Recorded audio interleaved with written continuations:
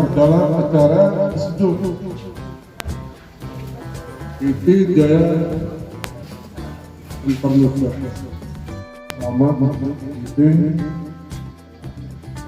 Jaya mudahan bermanfaat bagi masyarakat dan pemerintah.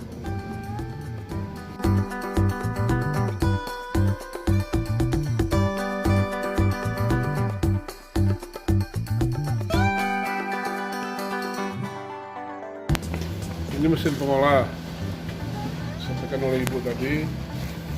Ini semua yang kendalikan, yang bekerja adalah putra Islah ini ya. Mereka sudah bisa membuat pendudukan, sudah bisa membuat drone ya.